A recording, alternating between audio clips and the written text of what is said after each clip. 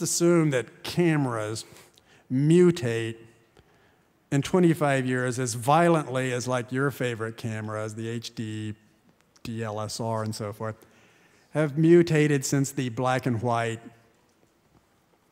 ox cart on wheels black and white camera of the Dick Van Dyke Show days. Well, they would look something like this microphone, except probably a lot smaller. And this thing here, the head of the microphone, would be the lens, except it's not a lens.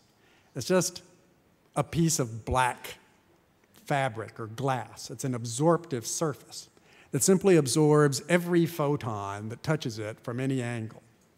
And then in order to take a picture, I simply tell the system to calculate what that picture would have looked like from that angle at that moment. You see? I just send it as a computational problem out into the cloud wirelessly. It's like, the gentleman up here who's wearing the HF shirt, and the gray shirt. I saw him back there, and I would really like to have a close-up picture of him. In fact, I'd like to have just a picture of every expression on his face during the hour that he watched me as I had my camera there. And that action would take maybe 40 seconds of processing time, and then the thing would arrive packaged, and you would just be able to use it. In other words, there's sort of no camera there. There's just the cloud and computation. And, how could I do that? Well, I need a lot of computational power, sort of like tons of computational power. How am I supposed to get all that? It's cheap. That's how you get it. It's Moore's Law cheap 25 years from now. Average laptop computer, should such a thing exist, something like 2,048 at today's computers. 2,048, what can I do with 2,048 video cameras packed down into a single thing? And I don't even have to do it within the machine. I can just offshore it and have Google figure it out for me. So what happens to media under a circumstance of that kind? There isn't any. Media is a medium, right? It's like you're here and I'm there, and there's like something in the middle, and I transmit it to you. There isn't any such thing there. We're just in a reality that happens to be kind of visually augmented, and I could just basically pull anything I want. In fact, if I want a picture of the back of your head, I just have the system calculate it. I mean, it knows everything in the world, and it simply simulates a picture of the back of your head. It knows what the back of your head looks like because you turned around over there, and it just sort of goes in and post and fixes the picture and brings it up and puts it on there. And I say, oh, well, that's not a real picture. It's just a simulated picture. I can't tell the difference. I don't care. You can't prove the difference. It makes no difference. It's over. It's over.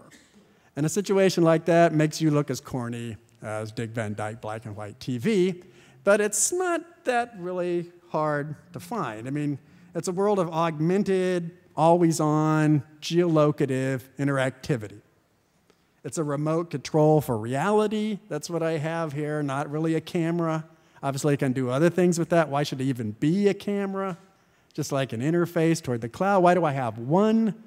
Why don't I have hundreds? Why aren't they flecks of things? Why aren't they just in the paint? Why don't they project? Why don't they watch me?